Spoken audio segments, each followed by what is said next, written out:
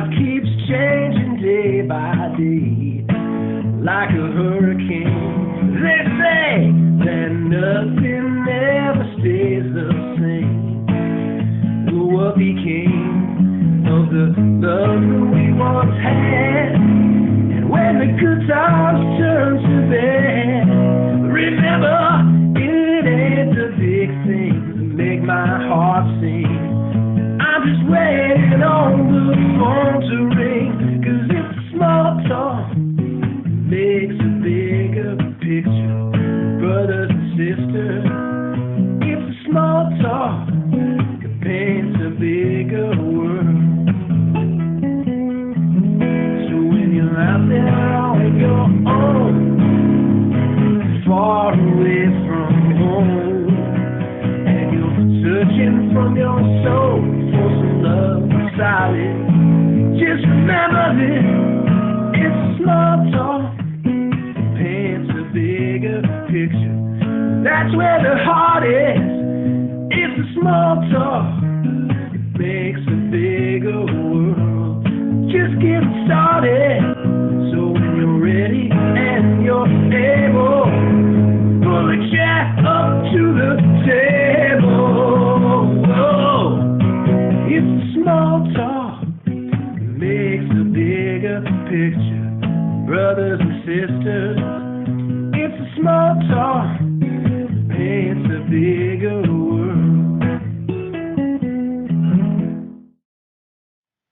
Okay. Welcome everyone. So this is actually going to be it's our 10th episode, but it's also going to be our last one for a little bit. We're going to take a little break, but we'll be back in a few weeks to bring you more resources and more guests. We've already been in contact with a couple of people we're really excited about. So we really want to encourage you to, again, watch through this whole last episode and just hang with us a little bit. We'll be back in a few weeks. So we want to start out as we usually do with our background contest. So I guess it's appropriate for our last episode that we would have a tie, a three-way tie. It was a two-way tie this morning until Megan's mom swooped in at the last minute and complicated things for us. So we had to come up with a means to sort of break this tie. So we have Sarah's come up with a solution based on Megan's recommendation. So Sarah, I'll let you instruct everybody on how we're gonna do this. Okay, so we're gonna draw straws virtually, and so let's see, whoever gets the short straw won the background competition. So who wants to go first?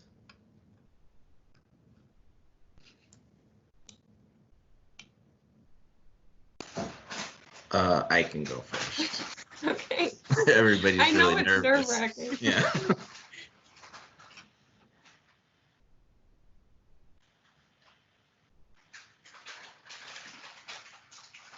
Oh, All okay. right. Alex got the long straw. Okay. So Alex is out. All right, Megan, it's me and you. So Megan, you want to go next? Sure. Okay.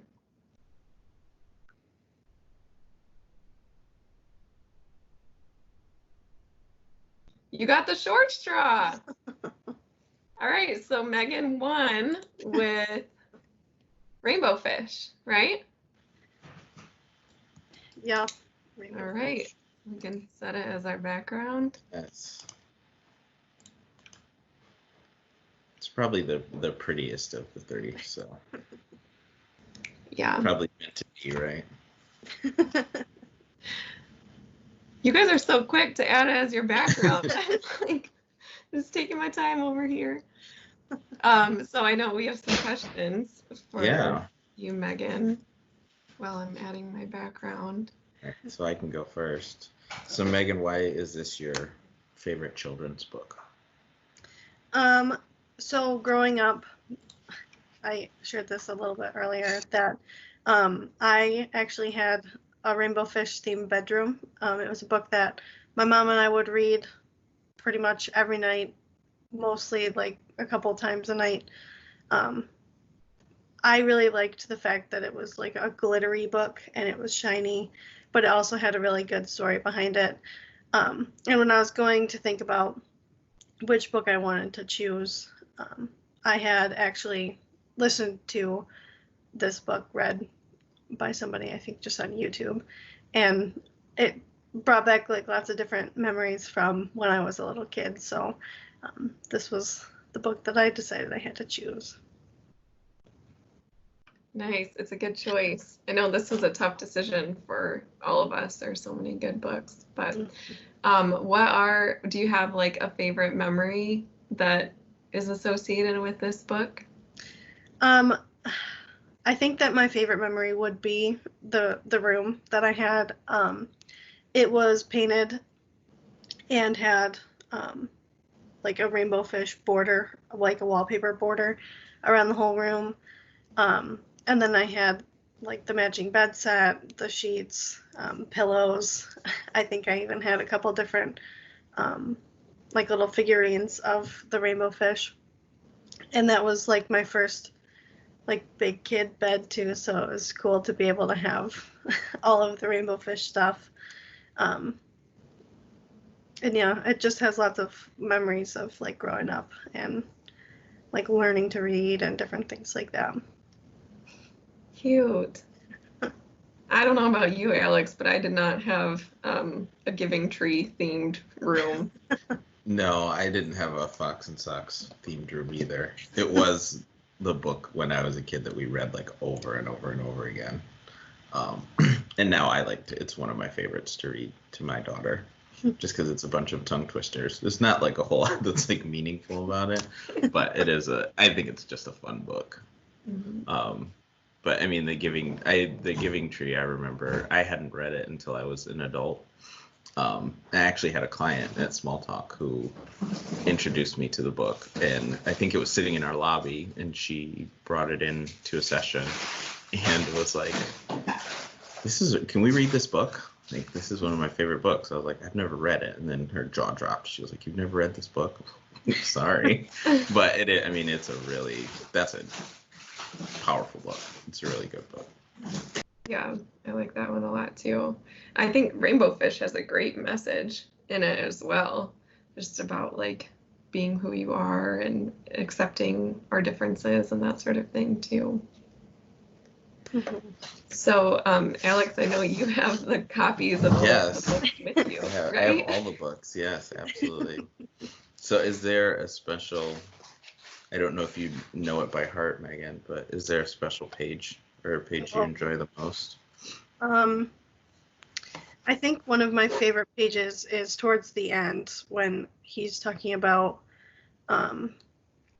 after he gives like most of his shiny scales to the other fish and realizes that like that is what makes him happy, seeing other fish have like a quality that he had carried. And yeah, I think that's towards the end of that book. Is it this one? Soon all the fish came, and the rainbow fish gave away his scales, one by one. Finally, he had only one shining scale left, but now, as he swam off to play with his friends, he was the happiest fish in the sea. Yep, it's that one. It is a really good book. It reminds me a lot of the other Dr. Seuss book.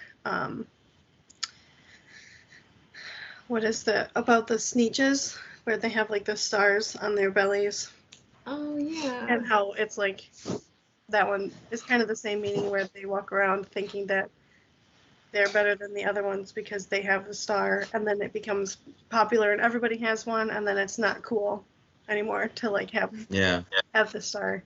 And that's what this book also kind of reminds me of, is that like being able to share your happiness with everybody is the happiness, instead of like having this one thing that you can keep all to yourself. It was definitely a book about sharing that I had gone through a lot.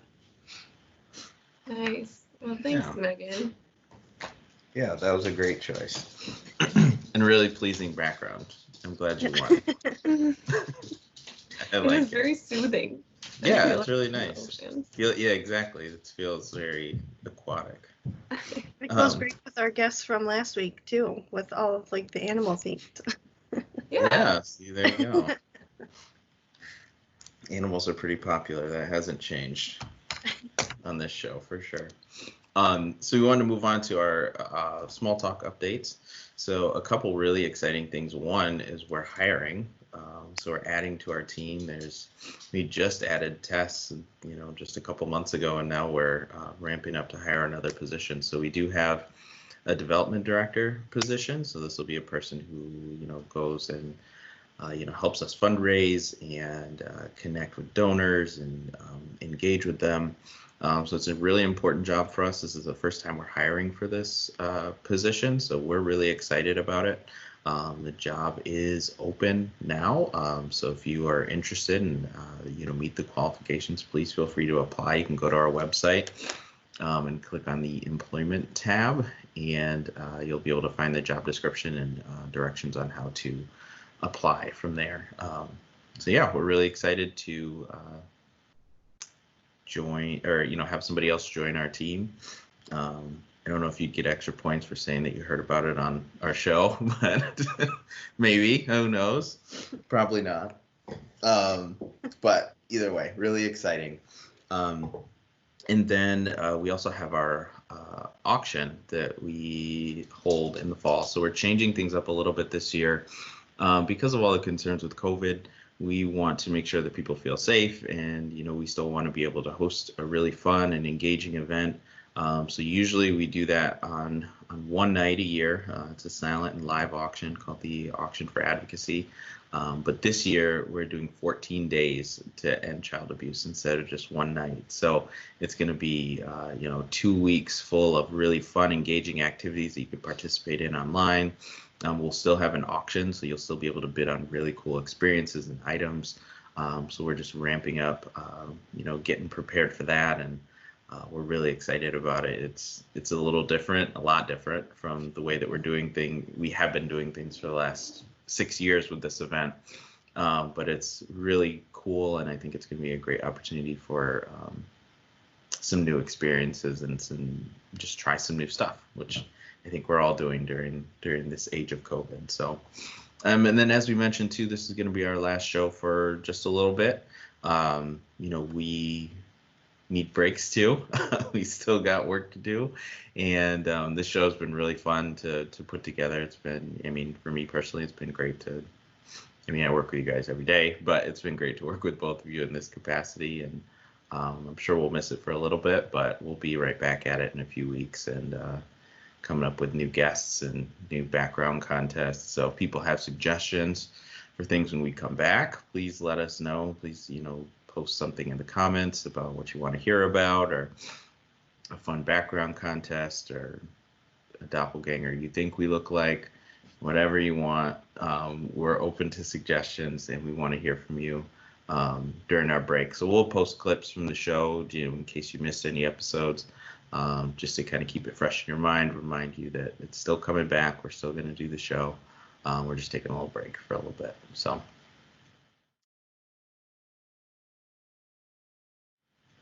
all right.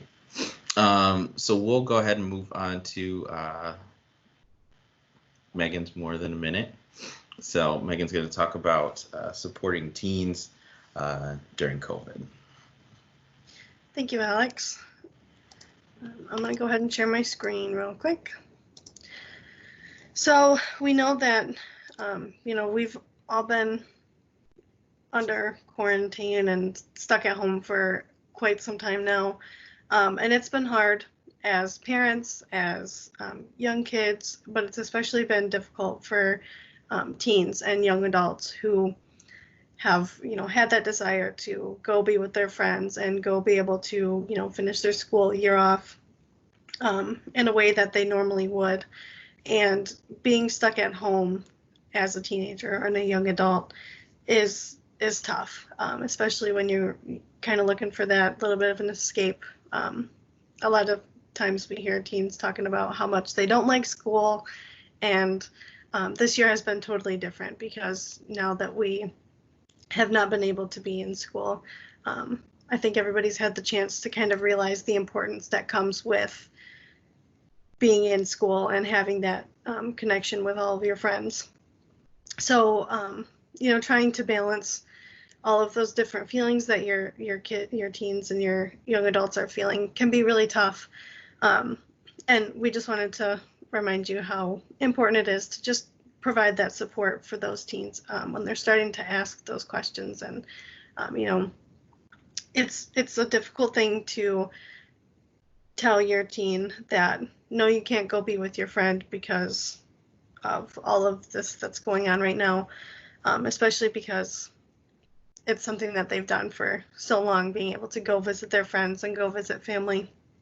So, now is the time to discuss the importance of social distancing, the importance of,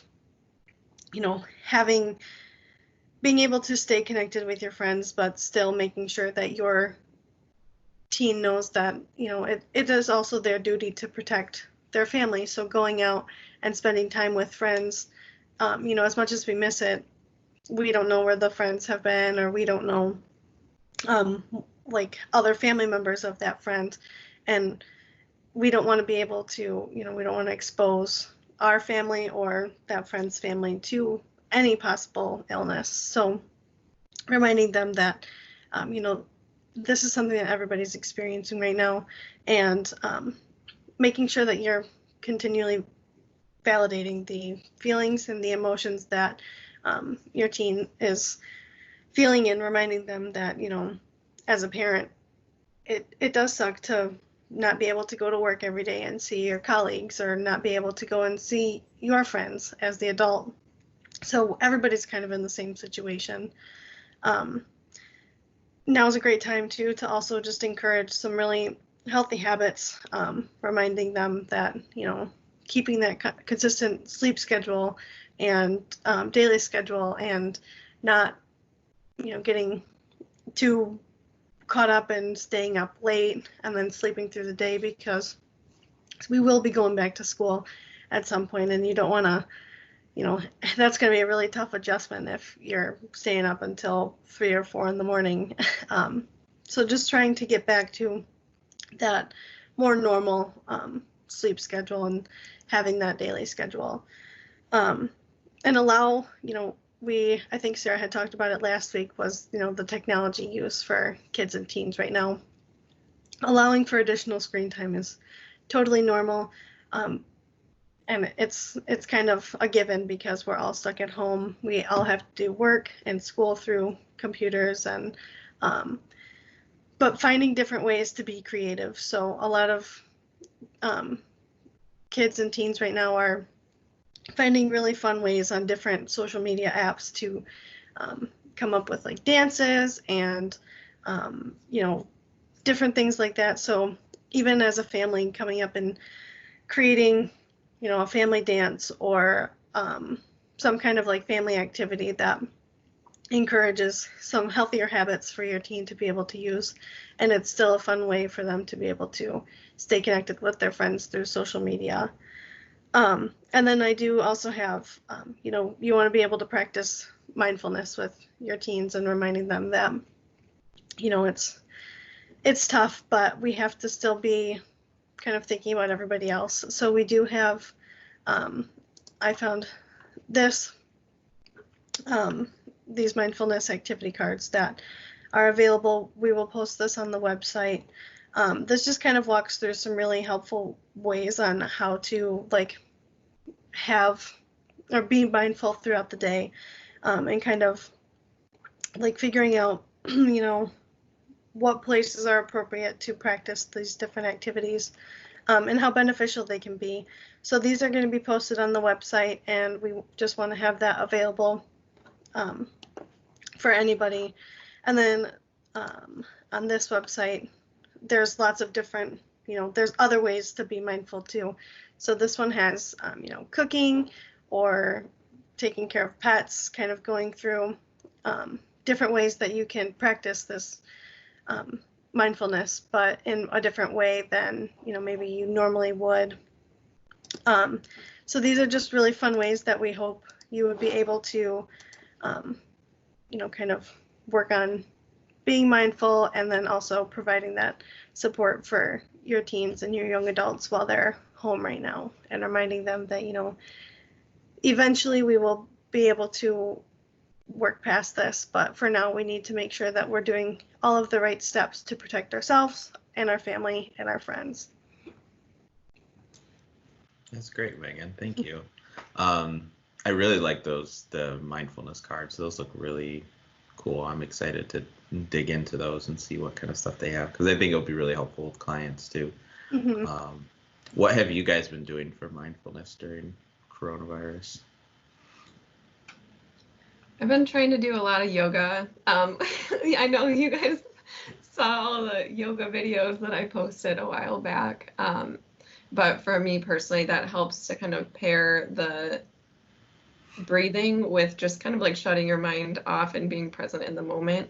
But not all mindfulness has to look like that. It doesn't have to look like taking an hour to like do something like stereotypical, like, yoga or breathing. It can be much more simple things. So it looked like that card set had a lot of just like really basic things that we might not even normally consider to be a mindfulness exercise.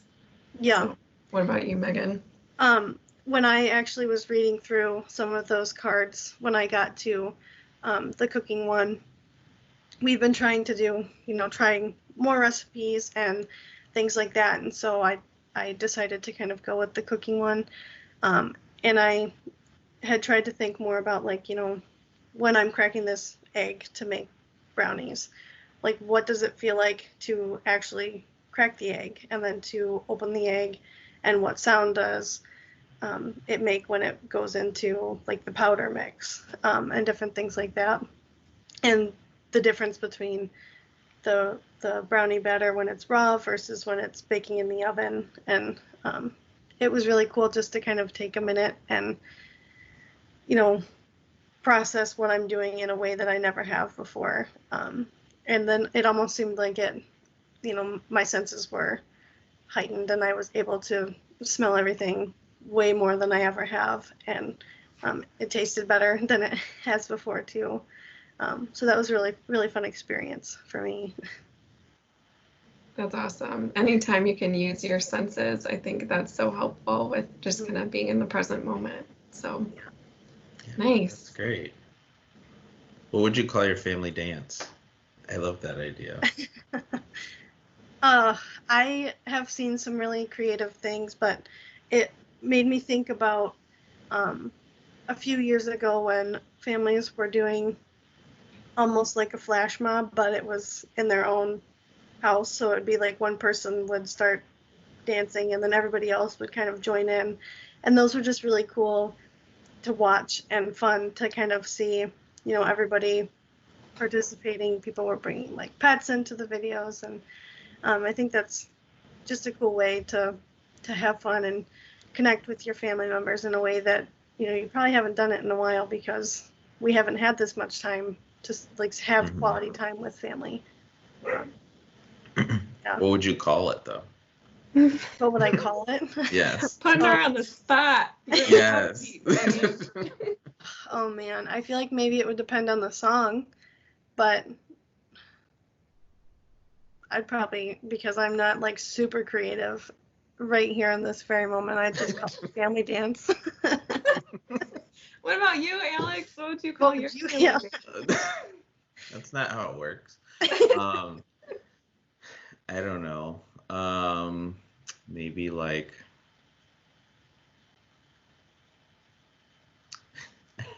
the brace shuffle. Nice. Shuffle's a good adjective for dancing, right? Not that Yeah. I do very much of it.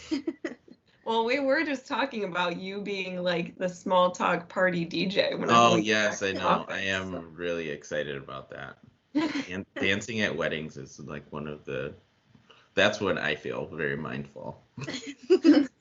It's so much fun. Mostly just to embarrass my wife. But that's part of it. So All right, cool. Well, thanks again, Megan. That was, I think, really important information. I think, we spend a lot of time, I think, focusing on younger kids and sort of what they're going through with all of this. And I think it's important to shed some light on our older kids and teens, because they're going through a lot of things too. It's just different from what our younger kids are going through.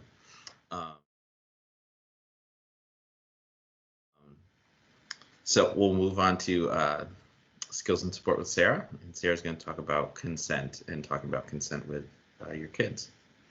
Yeah, thanks.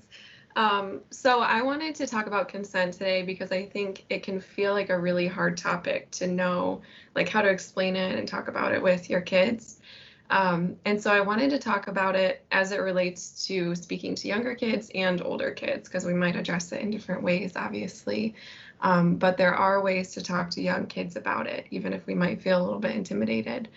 So one of these ways is just to kind of explain to your child that it's important for them to ask permission before they hug or touch a friend or other kids or family members.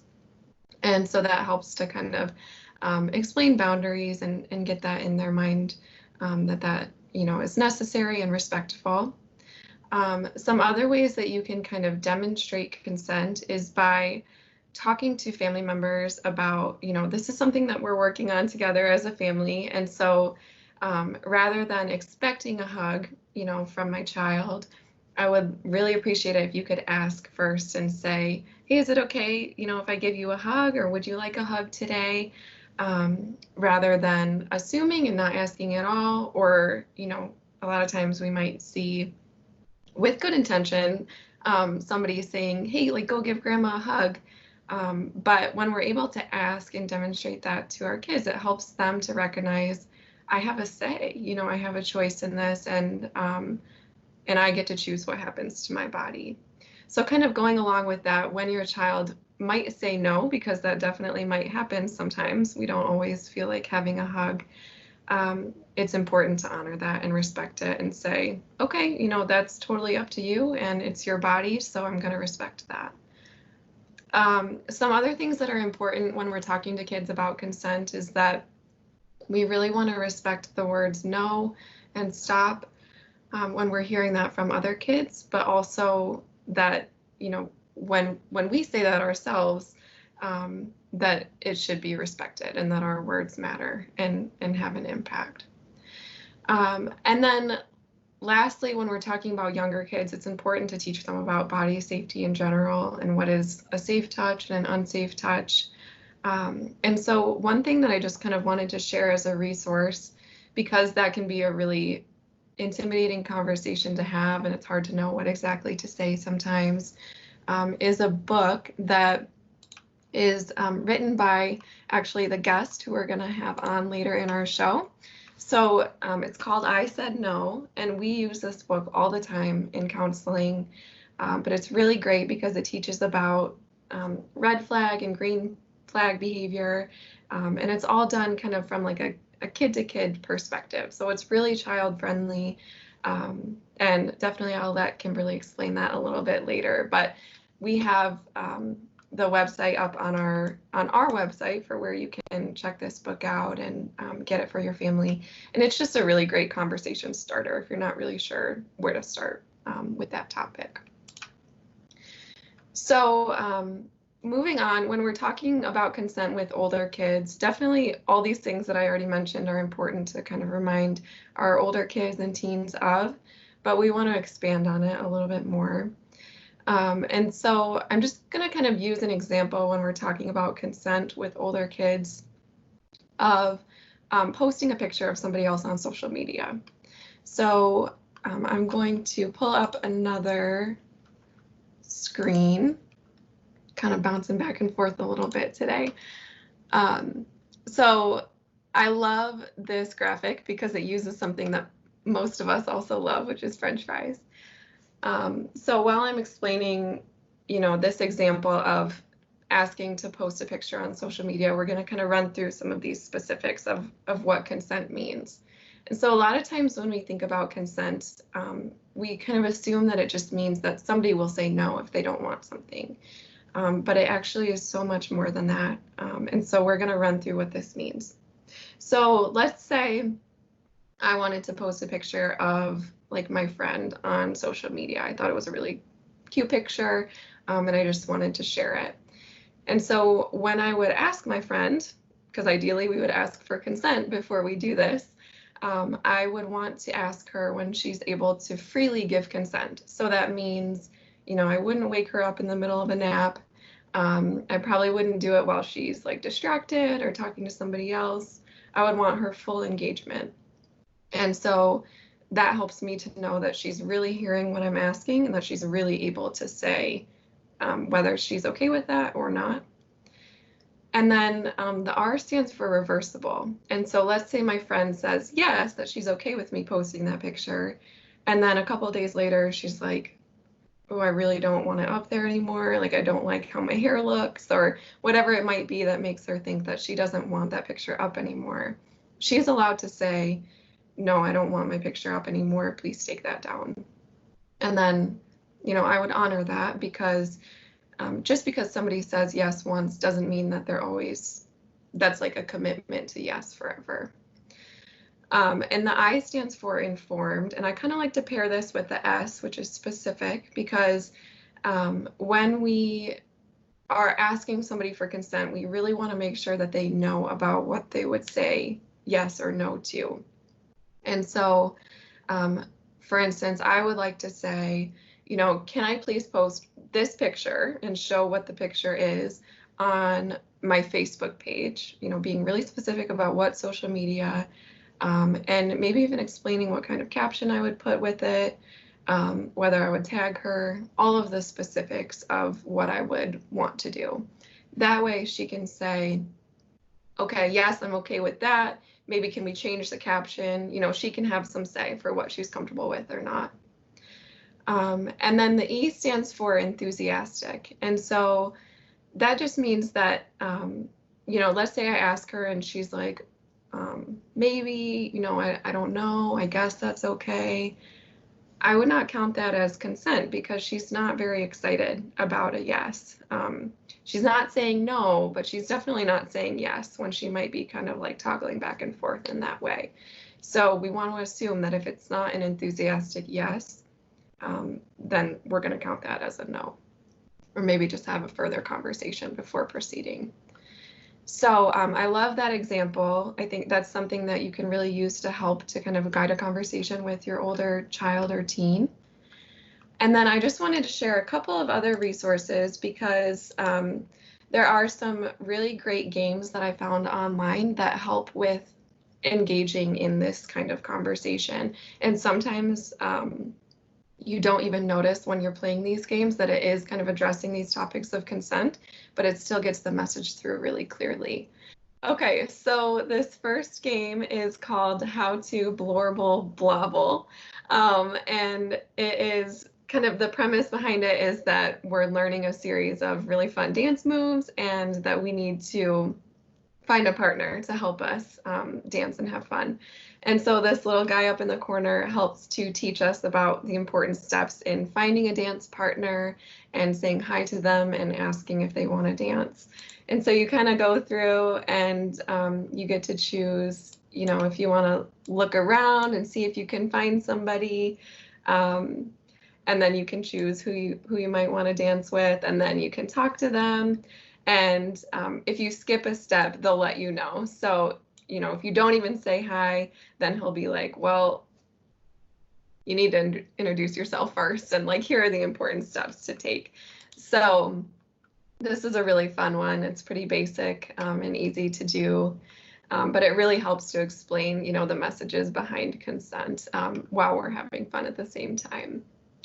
So the second game I wanted to show is called Adrift. And this one's more of like a game type structure where there's a goal behind it. And the idea is that you're this little guy in the spacesuit, and you're trying to save like a spaceship that made a distress call, I guess. And so you get to move your guy around, and you talk to this artificial intelligence that gives you directions for how to move from room to room. And so When you talk to her, she kind of gives you instructions, and then she says some really cool things that, again, really like relay this message of consent. So you can see this last line. She says, make sure to get my permission first. And things like, just remember to check with me before doing anything. And you don't even really realize that you're learning about these concepts of consent because you're so busy, having fun and playing the game. So these games are really an easy way to relay the message, and it's definitely a lot of fun. So we have them up on our website to check out. The last thing that I wanted to share is that there is a YouTube video up on our website that you can check out that's more geared toward older kids and teens as well. It's just a couple of minutes long, and it demonstrates asking for consent, to go to a movie, and asking for consent before kissing somebody, and all these things that we really want to ask for consent about. And there's also a discussion guide for parents that relates to that YouTube video to kind of help support you when you're talking to your child or your teen about it. So check those things out. If there are any specific questions that you have about, consent or how to talk to your kids about it, let us know. We're happy to address those either on an individual basis or later on when we return back for our show. So yeah, let us know if you have any questions. Thanks, Sarah. I think it's great consent is such an important topic for everybody to discuss. And I think one of the things that kind of hit home for me that I had heard several years ago, and you sort of reiterated too, is that, when we talk about consent, I think within the work that we do, a lot of it is related to, safe touch and boundaries and body safety. But consent can be taught with something as simple as like borrowing a pencil or asking permission for something. Like it doesn't, especially to kind of lay the foundation, not necessarily starting with the stuff that we deal with on a daily basis, but starting with simple things like, sharing and, asking for permission for things, I think is a great place to start, because then, hopefully that's the kind of stuff that carries over into, as they continue to grow older. They'll know that just when there's something that you are requesting or something that you're asking for, that you be respectful about it and you ask for it in the right way. And I think that is, you lay the foundation for that at an early age with some of these things that you're suggesting. So I think that's great. And I love FRIES, and the acronym I think is really cool, because it makes it so plain and simple, especially like the way that you described it. It's like, yeah, you should absolutely do each one of those things before, you make a decision or you do something. Like, I think it's great, and it all feels reasonable. Mm-hmm. Yeah, absolutely. It's not hard to do. So that's kind of the bottom line, is that it makes a huge difference, but it's a really simple thing to work on and to teach. All right. Thanks, Sarah. All right. Well, we will we'll be back. We'll have a test talk, and then we will be joined by our super special guest. So we'll see you in a little bit.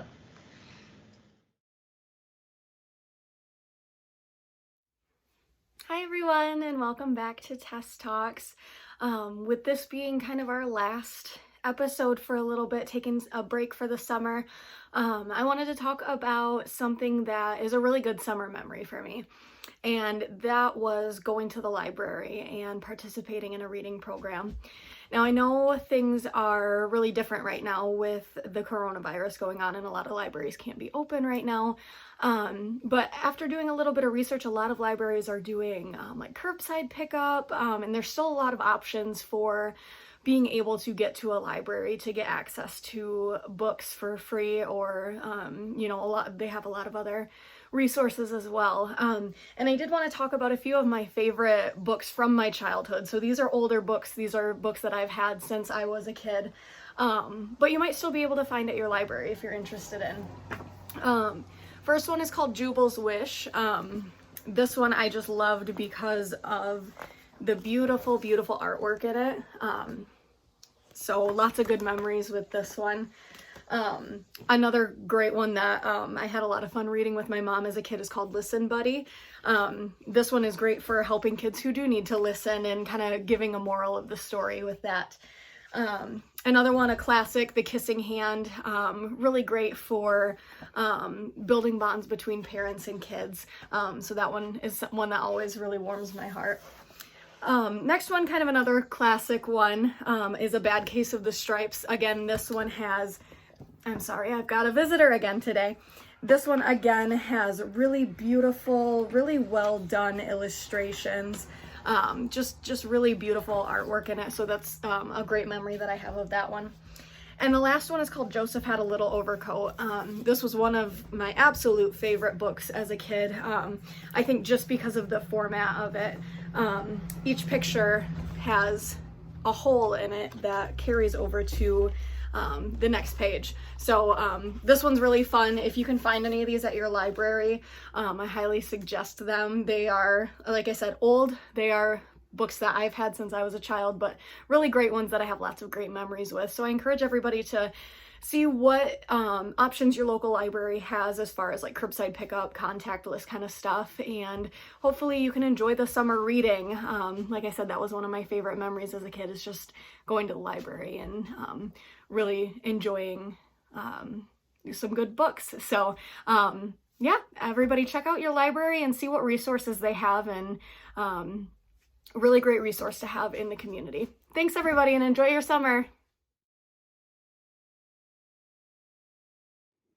Okay, well, welcome back, everybody. I want to introduce our super special guest. Again, like we mentioned, this is our last episode for a little while, so we definitely wanted to have somebody on that was going to be really special to us.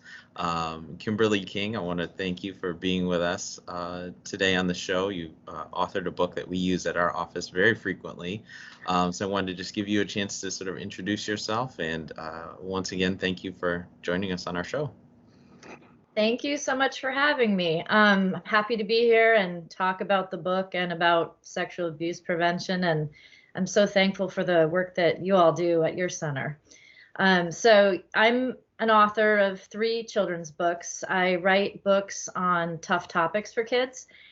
And I wrote the I Said No book following an incident that my son had with a friend at a sleepover. So it kind of sparked me into getting into the topic and researching. And I joined Darkness to Light, where I took the Stewards of Children training, and I became a facilitator. And so it's kind of been my passion ever since this event with my son happened, that I try to get out there with parents and camps and schools and churches and things like that, and just do small parent chats or Darkness to Light training, just to talk about it. Because unfortunately for me, I didn't have any idea that my 5-year-old would have an encounter with a friend. Like I was more focused on the man in the white van and stranger danger, and going down all these tangents, and I didn't even think about some of the things that could happen and do happen to kids. So I kind of focused my safety prevention in the wrong spot. And so I actually couldn't find any book out there that was really about like what kids might encounter. So we got into all these scenarios, we started writing, we started journaling. And so the book is really just like a result of our journaling and talking over the year after that event happened with my son. So that's where it started. And I just do a lot of chatting with parents, a lot of education, teach online, and enjoy what I do. It's a great job to help, try and prevent this stuff. And, what's amazing is it's completely, it's preventable. Parents are like the most important tool in this whole mission. Like an educated, prepared family can really stop sexual abuse. And so that's super powerful. That's great. I don't think we could agree more. We also use Darkness to Light here at Small Talk, and we're strong proponents of that. We've all been trained in it, and yeah, it's absolutely really such an important topic, because so much of the work that we do is reactive. It's in response to abuse, but we also have the capacity and the ability to prevent it in the first place. Right. Ideally, we can just run ourselves out of business by having enough darkness to light. Hopefully that's kind of the goal at the end of the day. I hope so. Hope so too. It would be great if we could just eliminate it completely. But I think now, with the past 3 years, things have really changed, and now it seems to be okay to talk about it. And my book, we just did a revision to my book because when I wrote the book 10 years ago, we did some research about private parts and using the anatomically correct words in the book. And back then, parents were like, oh no, I'm uncomfortable with that. I don't want that in the book. So we didn't include it because we got so much negative feedback just on the words. But now, it's really important that kids know those words and know how to define them for boys and girls. So we've updated the book and included the terms, and it's nothing graphic. There's no pictures of private parts in the book, but we refer to a glossary, and then there's some resources on our website. So things are changing, and we're trying to change with it. That's great. Yeah, we talk about that all the time in our work, that it's so important. So we're excited to see the next revision of your book and to be able to use it with the kids who we serve. So Kimberly, we definitely have a lot more questions for you lined up, but first we kind of just wanted to get to know you in a little bit of a fun way with our Icebreaker Wheel. Okay. So I'm going to pull that up and share my screen with you. And all of our guests use the wheel, so we haven't had any too embarrassing moments yet at this point. I'm not the first.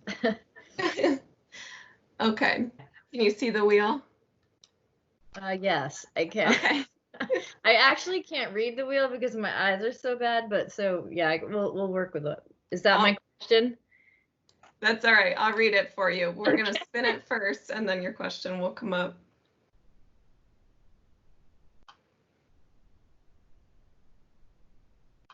Okay. So this one's kind of relevant because we're all probably wishing for a vacation right now, being kind of stuck at home. So whether it's one that you've been on before or maybe one that you would really like to go on, what would be a dream vacation of yours? I actually went on my dream vacation 2 years ago. I went to Nicaragua to a resort called Tricasa, which was in the jungle, and I was sleeping in a tree house, and the whole thing was organic farming and farm to table food, yoga, music, beautiful people, just amazing friends, and it was a retreat. So it was a mind body wellness retreat, and I went with my sister. So I had no kids, no husband, no nothing. It was great. So it's a self-care vacation, which I highly recommend for any mom or anybody really. It was amazing. So that I've had it. I would go back in a second. Nice. It sounds so relaxing just hearing you talk about it. So I can't imagine actually being on that trip. It was great. It was amazing. And I lost 5 pounds because I ate all that good food, and I was hiking up and down trees, and it's gorgeous there. So great. Thank you. Okay, so now what we're gonna do is obviously we've kind of mentioned the book that we're gonna focus on today that you've written, which is I Said No, a kid-to-kid guide to keeping private parts private. So we were hoping that you might be able to just read a couple of pages from that book to us and share with people who maybe have not read it themselves yet. I was just thinking when we were talking, one of the most important things about reading this book is reading it the right way. And a lot of people skip. I have I don't know if you can see, but in the first page, it's how to read this book to your kids. So would that be okay if I read that first? Yeah, because that'd be great. When you don't read this little instruction manual and you read the whole book in one sitting, you're going to overwhelm your kids. And I don't recommend that because this is a tough topic. So it says how to best use this book, a note from the author. In order to prepare children adequately for the various kinds of situations that may arise, this book covers a fairly wide and important group of topics for children. To be prepared, children must adequately understand and truly absorb this material. With this in mind, I Said No gives caregivers and children a number of opportunities to stop and discuss topics, as well as practice effective responses. Discussions with trusted adults and rehearsal of appropriate responses will help both you and your child feel confident that they are truly prepared. For this reason, reading this book entirely in one sitting is not recommended and can be overwhelming for your child, particularly younger children. I would recommend the approach of breaking each segment into a small, short reading.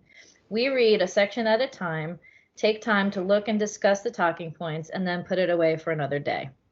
So that's where I would really, focus the parents on.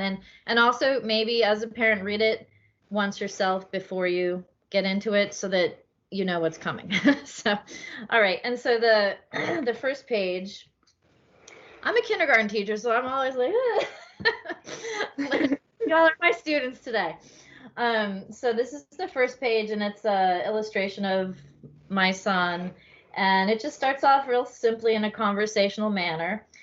My name is Zach, and this is my mom. I had a not so good time at a sleepover party last year. My mom always said, keep your privates private. So what are privates? Private parts for boys are the parts of your body that are under your underwear. Private parts for girls are the parts of your body that are under your underwear or undershirt. There are doctor names and lots of other names for your private parts. We are sure you have heard a few of them. You might want to talk about some of those names now.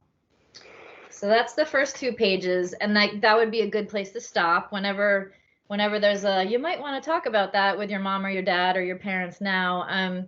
Then that question just leads into like a big conversation, and it's a good way to just stop, put the book down, and then come back. So. Perfect. Thank you for that recommendation. I think that's a really good way. It seems to help to keep it manageable for kids, but also for parents who might feel a little bit uncomfortable starting that conversation. Yeah, that's definitely true. I hear a lot from parents that like one of the reasons why they don't tackle this topic is because they feel awkward and they have baggage and emotional attachments to some of these topics. Some parents might have been abused as a child or as an adult, and so the whole thing can be extremely hard. So I think it's really a good idea to get into it slowly and gently and have just open communication. Yeah, great. Thank you. So, Kimberly, you've already told us a little bit about why this topic, is so near and dear to your heart and why you feel it's really important. And sometimes until it happens to somebody and you're aware of that, it doesn't always feel like it's a super prevalent thing, child sexual abuse, until you really know the rates. So why do you feel it's important for us to kind of get the word out and work on prevention? Well, from my point of view, starting young with kids and like teaching them their body boundaries and private part rules and consent, that whole topic I feel like has to start very young, but also it needs to be a conversation that continues till your child goes off to college. And it's going to change. Like you're going to talk about different things with your 5-year-old, and then when they're 12, we have more of like sexual education and like rules about dating and like how alcohol plays into consent and all of that. But I do think if you start early and you have a really firm basis, then when you get your child to like the college age, they're going to be able to protect themselves, they're going to make better choices, and they're going to be empowered. And when I was in college, my parents didn't tell me any of this stuff. When I was in college, I had my freshman year, I had an event with a sexual assault, and it had to do with drinking. And I had a few beers at a party, and long story short, I did not report it. I called my mom and told my mom. And back then it was very, like, oh, if you tell anybody, you're going to get kicked out of your sorority or people will judge you. Or, there were all these things she told me not to do. And I blame myself because I had 2 or 3 beers. And so, now learning about all this stuff and learning about consent and all the discussions we're having on this topic, it could save so much hardship. It can save so much pain, so many victims can be just eliminated just with the knowledge. So I kind of feel like it is one of the most important things that parents can teach their children, because they will encounter it. They absolutely will. Boys, girls, between the ages of 0 to 18, you're going to know somebody who has been sexually abused, or you might have an attempt, or you might be a victim. So you might as well be empowered and be ready for it. In a nutshell. And it's great that you said, that you shared your experience of, calling your mom in college and being able to, it's different now being able to share things with parents. And why do you think it's important for adults to teach kids body safety and like red flag signs at such a young age? I guess because it's not something you can just snap your fingers and learn. It's an ongoing conversation. So like with kids, and as a teacher, when I'm trying to teach a child how to read, or I'm trying to teach them how to memorize something or learn a new concept, it's all about repetition. And kids, the messages sink in when we keep on talking about it. So just building on the basics and then like extending it through their life, whatever it is that they need at the time. And also like making sure that your kids can come to you with anything and you're not going to judge them. Like you can say, let's talk about your day. And, how was your day? Was it good? Was it bad? You can ask open-ended questions and say things like, well, can you tell me more about how you're feeling? And just really get your kids talking, because they need to know that they can just come to you. And that's the building of that relationship is, I think, one of the most essential relationships for parents and kids, the open-ended conversations and the trust that like you can call them and they will help you, and they will help you if you need it, whenever. I mean, I'm 50 years old. I still call my parents. Sometimes you just need your parents. And so it's important to have that open relationship with them. Did I just say I was 50 years old? Oh, God. Let's delete that. Well, thank you so much, Kimberly, again for, I think these are really important topics for us to discuss. And I mean, it just makes me really happy to hear too, like through the revisions in your book, that you're changing some of the language to be, more direct about what this is and why it's so important to talk about it, and to just be really frank and have open, honest conversations with your kids and people around you. I think that's a really, it seems like a little thing, but I think it's one of those things that makes a huge difference and is, pretty heroic in a lot of ways. So one of the questions we like to ask all our guests is, especially with all the things that are going on in the world right now, people are really looking for heroes and looking to people to do, go out of their way to do things to help other people. When you hear the word hero, what does that word mean to you? Well, for me, it means a lot of things. I guess for me, I identify with like everyday heroes that I see, whenever anybody is doing something kind or nice or something that takes extra courage, I would consider them heroic. If a woman drops her this happened with my son a few years ago. We were on a college tour and a woman dropped a bunch of her boxes, and my son and his friend ran over and helped her. Like little things like that are just ordinary moments that I think keep this world going.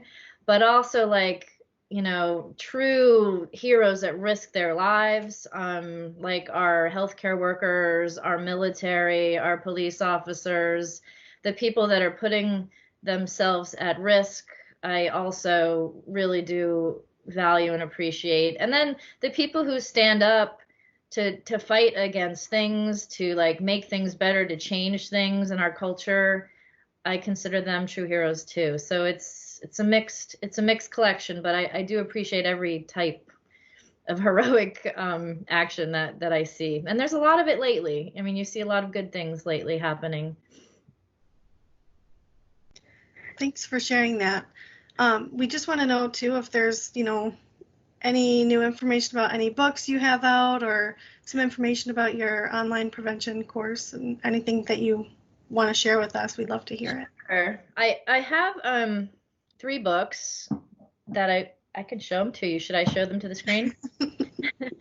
I have a divorce book, which is it's called When Your Parents Divorce. It's a kid-to-kid guide to dealing with divorce, and it's really a proactive sort of guide to help kids talk about how they're feeling and like what a positive collaborative divorce looks like, and finding some of the unique things that kids go through and the feelings and the emotions they go through, and like talking about it with their parents.